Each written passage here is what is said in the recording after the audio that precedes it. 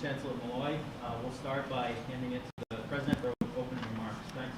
Thanks very much. Good afternoon, everybody, and welcome. Thank you so much for coming. What an exciting day this is for UMaine Black Bear Athletics. I should add that the co-lead of the Alphond Athletics component, Professor Judith Rosenbaum-Andre, is watching virtually and will be available via Zoom today if you need to talk with her. A truly historic day for Black Bear Nation. We're all smiling. You can't see with the masks, but we are, because we're going to share with you today the details of how the $110 million investment based on the Alphond Foundation's extraordinary gift will upgrade our athletics facilities and allow us to make improvements to the facilities in ways that will impact all 17 of our Division I athletics programs. This is a first look at how we will reshape athletics. We're providing renderings and project details. Athletic Director Ken Ralph will tell you more about all of this. He and his team have worked very, very hard to bring us to today, and we're very grateful on behalf of the university for the work that athletics has done in leading this effort. We also celebrate the legacy of Harold Alphond and his incredible record of support to the University of Maine, to athletics, and to his students. It's a $90 million gift to athletics. There is a total of $240 million in a gift to the University of Maine system, and UMS transforms the effort that we have. The way we've named this effort is going to lead our engagement across all of the work. But today we want to thank the Harold Alphond Foundation for their continued and incredible support, their partnership in helping to make a brighter future for Maine and for its people, their confidence in the University of Maine and the University of Maine system. Their vision for Maine and their generosity is truly transformational, and we can't wait to tell you our ideas about how that's going to happen. Tomorrow will be a brighter and better day for everybody in our community and our state, because as a part of this commitment, we are absolutely looking to pursue gender equity and inclusive excellence with this project and with the planning and inclusion that will go on as we plan. A priority project is the University of Maine Soccer Stadium. We'll move from the outfield of the Mahaney Diamond and have a soccer-specific state-of-the-art facility. This is long overdue, and soon we'll be done with this. Inclusive excellence is a cornerstone of the UMaine experience, and I'm excited that we're addressing these issues of gender equity, ADA compliance, and community access. Thanks to Professor Rosenbaum-Andre, Director Ken Ralph, and everybody's involvement. We have several campus committees that will be coming into place to work on these activities, to design the planning and implementation. We'll have statewide discussions about use of the facilities. Ken will tell you more. We're very excited to be able to be a go-to place, again, for all kinds of organizations and people from across the state of Maine. High school athletes, persons with disabilities, athletes of all ages. I always need to plug for robotics competitions and STEM activities, marching band activities, and more. I'd like to introduce Chancellor Dan Malloy, whose leadership and bold vision have been just tremendous assets to the University of Maine system and have been instrumental in our ability to obtain this incredible gift. Well, thank you, President. It's great to be with you, and Ken, congratulations on this great day. And Mr. Mills at the end of the table, what are you doing here? You should be out raising money. So, I want to say that this is, we are first and foremost an educational institution, but athletics have always been a major part of that educational mission, particularly here at the University of Maine, where championships have been won, where professional athletes have left us and gone on to their careers, where our student athletes have excelled in their learning processes and remained in the state or gone to other states and done great things based on their experience here in Maine. We are, again, I'll say, an educational institution. That's why, as happy as I am about the $90 million that the Harold Alphond Foundation has dedicated, clearly in the name of Harold Alphond, who was a great benefactor of Division I athletics at the University of Maine when he was alive, and has done his foresight is doing so much for us on this day. But we also celebrate the $20 million for statewide student success initiatives to be added to by monies that we will raise and commit, making sure that there are pathways to college, experiential learning, and examining our gateway courses. We're very proud of the $75 million that will be also devoted to enlarging our engineering, computing, and information technology college here on a statewide basis. and very proud of the $55 million that have been committed by the Alfond Foundation with respect to our MBA program, our law program, and our Muskie School working together at the Professional Center to be located in the Portland area. I want to say one other thing, that this is a challenge to all of us in the University of Maine family, to rise to the occasion, to seize the moment, to have the best facilities that our students so richly deserve, and to be competitive on the fields and in the sports that we want to do, and be part and win those championships, and also to make sure that we are addressing issues of fairness and gender equity at the same time. It's a great day to be a Black Bear. And with that, I want to turn this very quickly over to Ken Ralph, who's done such an outstanding job and with whom I've enjoyed a strong working relationship as we address tight budgets and our desire to excel in programs. These dollars are a blessing, and in no small part were brought about as a result of Ken's vision and the hard work of Ken and his team. Turn it to you, sir. Thank you, Chancellor Malloy and President Fernie-Mundy. Appreciate that. And, it's hard to believe that for the last, 2.5+ years, this has been a daily part of my life, is thinking about this exact day, about when we get to go public with our projects, and we get to show everybody what we're going to be doing here going forward. And it's part excitement, part relief, but more than anything, it's just a very fulfilling feeling that we've made this step. And I'm getting a little carpal tunnel from all the texts we've had to answer, all the emails that have come in. But people have had a really emotional response to this, a very, very emotional response to the plans. And thank you to the Harold Alfond Foundation for believing in the University of Maine, believing in University of Maine leadership, in making an investment in the future, not just of the university, but in the state of Maine and the state of Maine's people. We wouldn't be here today without their vision and without their confidence that we could do this the right way, and that we could do it in a way that encapsulates all of the passions that Harold Alfond had for the University of Maine and the state of Maine. It feels great to be in this particular spot. When I took this job, there was a couple of things that really attracted me here. One of which was UMaine alums love the University of Maine, and they're passionate about this place, and it had so much to do with the people. But one of the things you always had was there was always this resignation that the athletic facilities were going to be what they were. It was never going to take that next step. Well, I wasn't willing to live with that. Neither was the president, neither was the chancellor.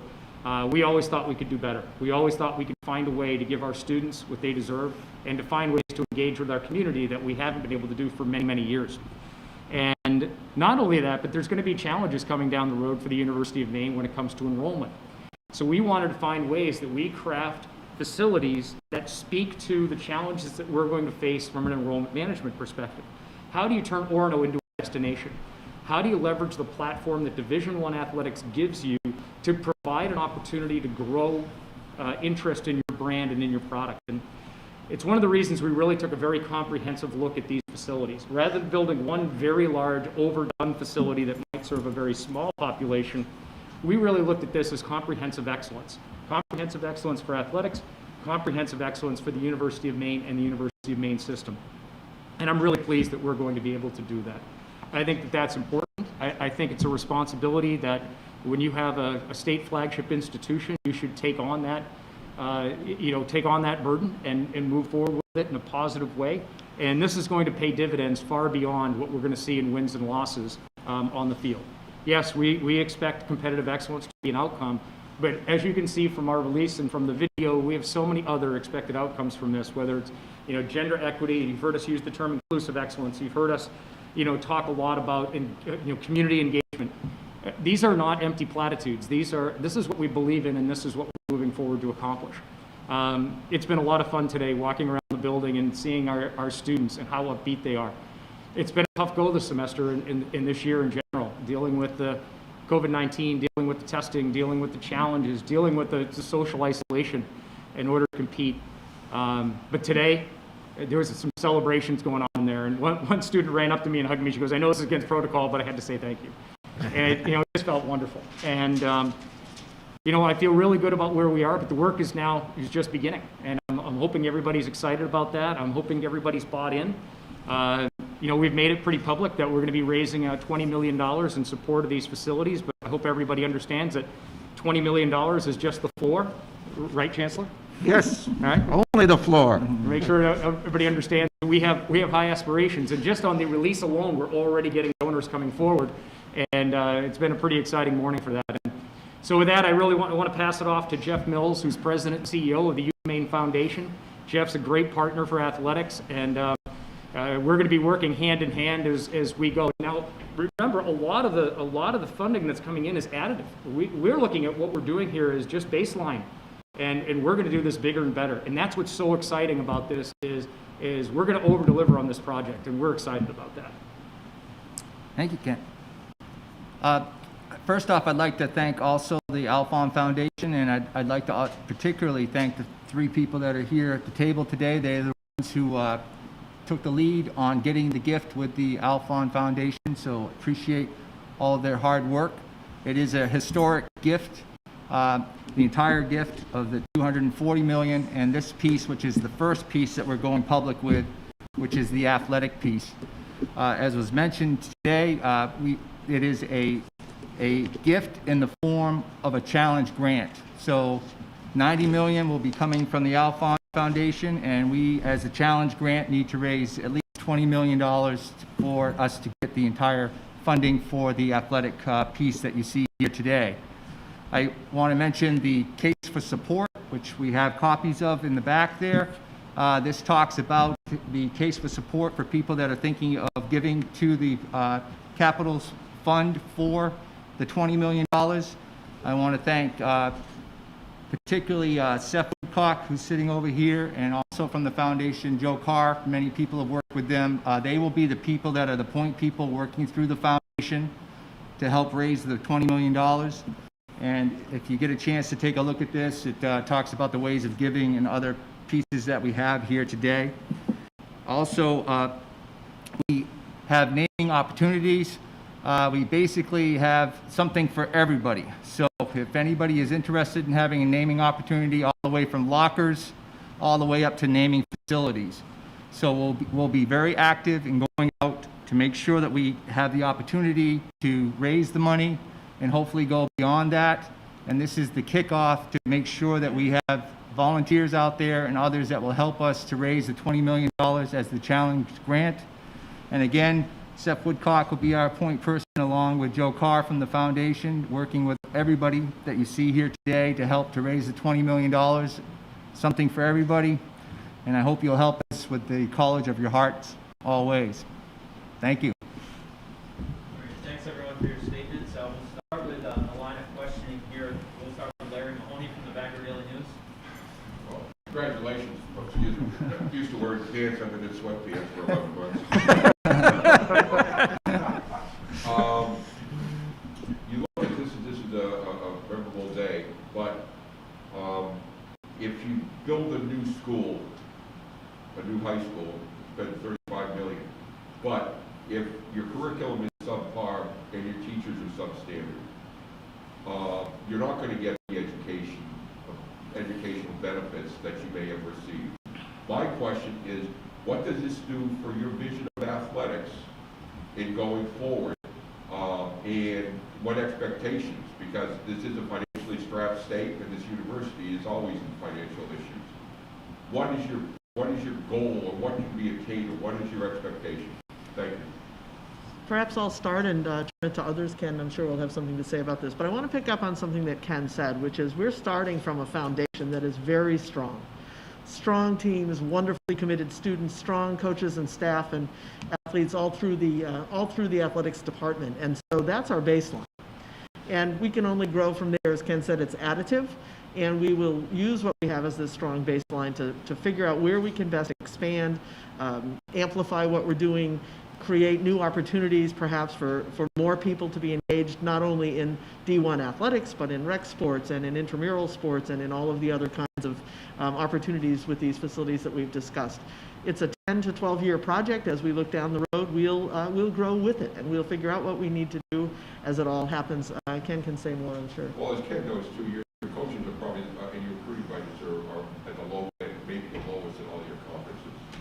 No, and I think that's a fair assessment, Larry. And the reality is you can't fix everything all at once in our situation. So we have to fix what we can fix. And we looked at facilities as something that was, that had to be done, not only for the competitiveness of our teams, but also for our standing within the community. I mean, we've lost a lot of face with this community by just not hosting the events that we used to host 15, 20 years ago. I mean, you know that as well as anybody. And so I think, this is okay. We're getting our facilities done. And this isn't concept anymore. This is happening. Okay, I mean, there's shovels going in the ground, and we're getting this done. So now we can move on to some of the other issues. And we recognize what those are. And the president and I have had very blunt conversations about, where are we in terms of budgets? Where are we against our peers? Where are we with salaries? And there's no easy answers to those things. I think we're very fortunate to have the staff we do and the commitment that we have from them. But we recognize the fact that, this is going to raise some bars.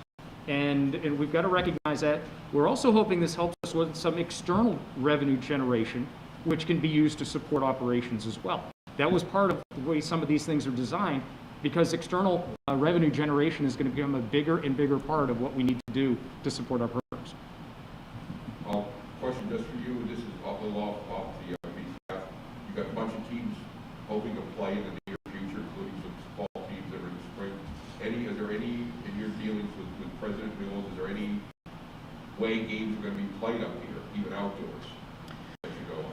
So we've got the plans, multiple versions of the plans, very particular details about what it looks like on game day and what the passage of folks through our buildings will look like, and all of those numbers, those get reviewed here first on campus by our Emergency Operations Center for compliance with system and state guidelines. And if they're able to approve them, then those come to my office. So we've got various teams and sports in that queue right now, looking at it every day. Very, very hopeful that there will be some activity. And of course, we've been able to do quite a lot through the fall when we weren't even sure that we could. So strong commitment to getting our athletes in a position where they can play. And as Ken well knows, we talk about that daily in terms of how it's looking. Thank you very much. Thanks, Larry. We'll go to David Patt from Fox ABC Network. Yeah, this is a question for Ken. Just wondering what the timeline is moving forward. I know it's 10 to 12 years as the entire project, but when are the shovels going to go into the ground? And what is the order or anticipated order for some of the projects that were revealed today? Sure. And, we say 10 to 12 years, but I can tell you I sit next to two very impatient people, and so I'm not sure it's going to be 10 to 12 years. I have a feeling that timeline is going to be accelerated. We are going to be doing some small things getting off the ground, and Larry, you'll be happy to know this. We will be replacing the turf in the football field, and so we're going to be working on that. But you're going to see us start, and again, we're hopefully starting in summer of 22 with the 3 fields for softball, field hockey, and soccer. Again, 3 desperate needs for us, and also we need to show our commitment to gender equity. We've made that a cornerstone of our discussion surrounding these events. And then we're going to be moving through the facilities to include the domed spaces, the multi-purpose, and then the hockey facility. Some of it will be a little bit dependent on fundraising and how that comes in, but there's also going to be some opportunities to do some upgrades, for example, here in Alfond Arena, that don't require a shovel on the ground. When you take a look at some of the technical upgrades and scoreboards and things like that. So there'll be other things that we'll be able to integrate as part of the project earlier than maybe something that requires a new construction element. And then my other question kind of going off that is, when do you expect the basketball team to be able to play on campus, and what were the conversations with the Cross Center as far as the next 1 to 5, 1 to 7 years of still playing games there? Kind of how was that conversation? Yeah, we've been very open with Tony Vale and his team at Cross Insurance Center. We have a great relationship with them, and we wanted to make sure we were being on the up and up. It also is a civic arena, and we value our relationship with the city of Bangor, and we wouldn't want to do anything to harm that relationship. We will probably end up extending our existing relationship with Cross Insurance Center in the short term, and go once this agreement is finished, we'll go to an annual rolling agreement. until we're able to play here. Part of it is going to be determined on when the availability of funds is accessible, and so we can get going. It's a 16-month construction timeline on the basketball facility or multi-purpose facility, and so once you see a shovel in the ground, you can add about 1.5 years and we'll be in there. When you say short term, how long is that before you start going to the annual contract? I got asked that question on the way in the door, and I don't know the end date of our relationship with Cross Insurance. They're committed to keeping us there as long as we're needed to be in there. And we actually had great conversations with them about how we can cooperatively use the two facilities for different events that might be able to really benefit our students and our community. Some really exciting things because we're really sizing this in a way to not be a competitor, and that was very deliberate. It wouldn't be healthy for a market of this size to try to build two facilities the same size and compete for events. That doesn't make any sense at all. So we're really looking at cooperative opportunities, and I think we can have an awful lot of fun with that and drive a lot of value to the campus in that fashion. All right, thank you. Next up, we'll go to Sam Rogers from News Center, Maine. Ken, sticking with you, how have you really seen the landscape of Division I athletics kind of change in terms of recruits want to go to the best places facility-wise? Maybe the team or the coach is important, obviously, but all facilities now, have you seen that? And has that really kind of been a driving force for this project?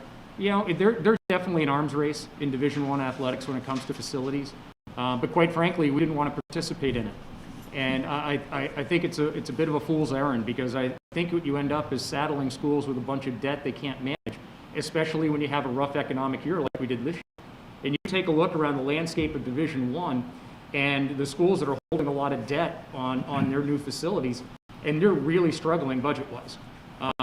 We're looking at these facilities and we don't want to be holding any debt, but we want to have facilities that are clearly Division I caliber, but are also sized appropriately for our community and for our campus size and for our needs. So we sort of have to thread that needle a little bit, because everybody just assumes bigger is better.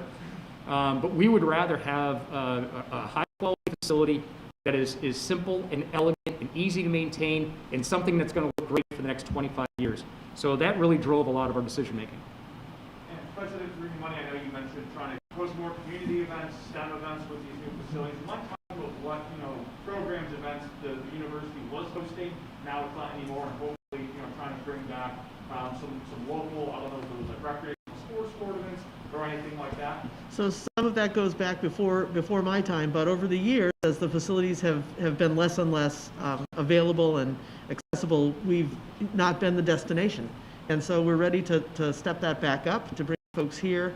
Certainly once we're past pandemic restrictions, we would begin right away even in trying to work with organizations that maybe haven't thought about us lately, but we'd like to get them back in the loop. So I'm very interested in what we can do that helps K-12 students and teachers and their families see what the possibilities are for college, and therefore we might come forward with more events that cater to those audiences, to bring them onto the campus, get a look at what higher education can be and how they can imagine themselves here. So again, we'll be working on programmatic ideas as months go by, but I'm excited about seeing much more of it happening here as we move ahead. And let me just get one more. Ken, I know you mentioned for the Alphon Arena, the technology upgrades, video board, sound system. Do you mind talking about when you start seeing these things? And I know you mentioned you don't have to break a shovel to put in a new video board. Will this kind of be going simultaneously with the development of the soccer field upgrades? Yeah, we've already been in contact with some product providers on what that would look like, to make sure we're correct in our assumptions on cost. And it's a number of different things. It's center hung video boards and it's ribbon boards, and I think everybody who's been to a game here in Alphon Arena really wants the sound system upgraded. And you think about lighting, the Wi-Fi obviously needs to be upgraded, and TV production capabilities, because we want to put a great event on here and showcase the University of Maine. There's an assumption of quality that comes with showing a great event that can be distributed nationally. Those are things that we can do based on the current structure of the building. But again, it's okay, when is the money arriving? It's a timed gift from the Alphon Foundation. What we are going to try to do is see if we can do some work to borrow against that, and if we can, then some of these things will happen earlier. It's impossible for me to put a hard date and say, okay, by summer of 22, this particular thing is going to be done. But we know that once the funding is approved, that we'll be able to move quickly on some of those items that are not going to require new structure. Thank you. Thanks, Sam. Go to Eric Ellison from WAI. Yeah, Ken, look through, it looks like you've touched pretty much every single aspect of the athletics, every sport. The one that stood out to me was because you said you're eliminating the track at football stadium. What happens with the track and field program? Sure. We actually met with the track and field coaches about that very topic, because originally we were looking at moving the 400-meter track to another location within the footprint. And we just kind of had a wild idea of, nobody's got one of these 300-meter tracks in New England.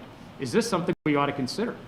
And it took them about a day to come back and say, yeah, absolutely, because we looked at how often our teams get to train outdoors, and it's really very rarely, especially in the spring during the outdoor season. The other thing that was brought to our attention is that these 300-meter tracks, you can use them for qualification for indoor standards. So for a student trying to qualify for an indoor IC4A meet or ECACs or national championships, you can run on a much faster 300-meter track and qualify in a 200-meter standard. So it opens up a whole bunch of new possibilities for us in terms of the different types of events that we can hold. And I think for any of you that have been here on weekends when we've hosted high school track indoor meets and tried to find a parking space, it's crazy around here. And we realize it's an incredible service we provide, and if we're really going to be engaging our community at a high level, this is a better type of facility than an outdoor track would be. Everybody's got an outdoor track. This would be new. This allows us to engage the community at a higher level, and that drove some of the decision making.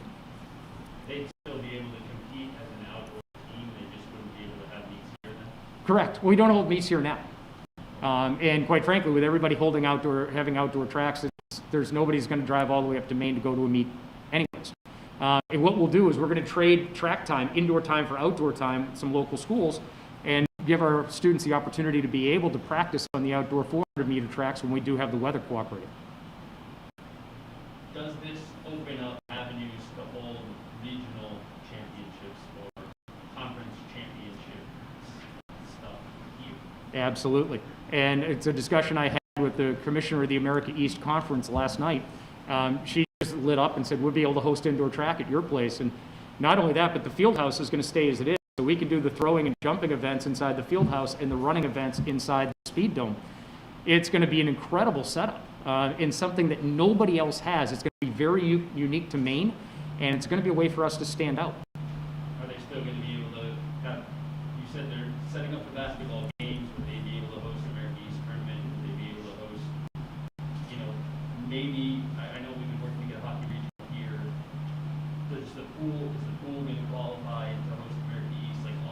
Is that going to be a possibility across the board? Well, the pool isn't large enough to have a warm down area, so we wouldn't qualify to host America East. I know we have in the past, but the new standards don't allow us to do that. We'll be able to host in, now that I'm looking around, I think every single sport except swimming and outdoor track.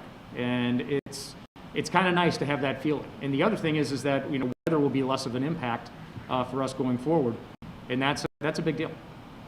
Can you explain, I looked at the pictures of the dome.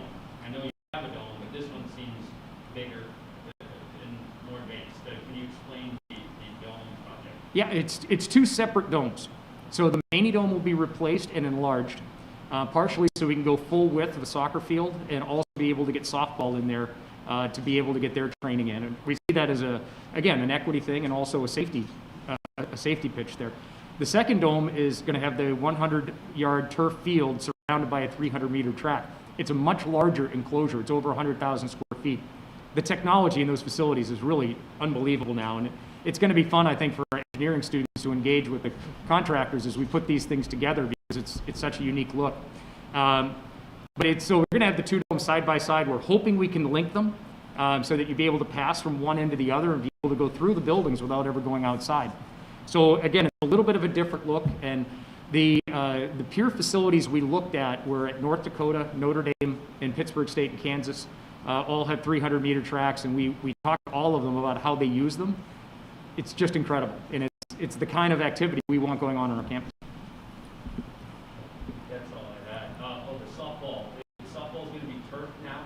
Yes, full turf field, including the infield. And is that an equity angle that you guys took? I know that's something they've been hoping for a long time. It is, and it's, our softball field, we've had years we've had 1 or 2 home games total in an entire season. And so we want to be able to just plow snow off it and be able to get our students out there to get their practices going as soon as possible. We also want it to be able to drain very well so we don't lose games because of rainouts. And we just want to make sure that when you take a look at the baseball field and say this is a great baseball field, we go over to the softball field and say this is a great softball field, and everybody feels like they're being accommodated at the highest level. That's really important to us. How accessible, once these projects go, are they going to be? Because I know you've had a lot of shared space with John Baxter, Old Town, or Orono, the local high schools have been able to come here. And then you've had any discussions with the MTA on this sort of thing? Yeah, matter of fact, the president can probably tell you, we had a very nice, a nice email this morning from a local athletic director who is just blown away by the projects and was so excited about the opportunities for the local high schools to be able to engage here. And while it's important to us, it's not always completely altruistic either, because we want all those students coming here to start thinking about the University of Maine for their college decision. We want to do everything we can to drive high school students to Maine and engage in our facilities and have great experiences here. And we want to sell them a UMaine t-shirt, and we want to get them to buy a hockey ticket, and we want to get them to feel like they're a Black Bear before they ever graduate from high school. And so a lot of the design of the facilities is not only to serve the highest level of college sports, but also it's going to be a driver for our enrollment management group. And we just felt that this is a great way for us to cooperate in terms of cross-platforms. Thanks, Eric. We have a number of people watching the live stream, including media members. Mike Lowe just sent in a question. He wishes he could be here, but his question is specific about the strategy of the construction, and I'll elicit you. He's wondering if there will be a time during construction when teams will be limited on how many home games they can play, such as softball, soccer, and field hockey, while they're getting their new fields constructed. Yeah, and that was something we considered as part of the master design plan, was if you're building over the same spot of an existing facility, that team is displaced for a certain period of time, and you end up having to rent fields and drive teams around, and there's risk associated and cost associated. So as we looked at these facilities, we really focused on, okay, how can we maneuver these facilities in a way where we don't disrupt any current operations? And we did a pretty good job succeeding with that. The way the softball, soccer, and field hockey facilities go in, there won't be any contact with their existing facilities. So as we're building those, the teams can still use the facilities they're on currently to be able to practice and participate. Then once softball and field hockey move into their new fields, that opens up the space where we're going to be putting the speed dome, because that displaces softball and field hockey. But they'll already be gone, so we're not displacing any sports there as well. And we go that way all the way around. We should not be displacing any sports at any point in time. Thank you. That completes our questioning. So I'll thank the speakers for your time, and thank members of the media. If anyone has any follow-ups, please just let me know, and I'd be happy to help with that. Thanks everyone for your time. Thank you. Thank you. Thank you. Thanks.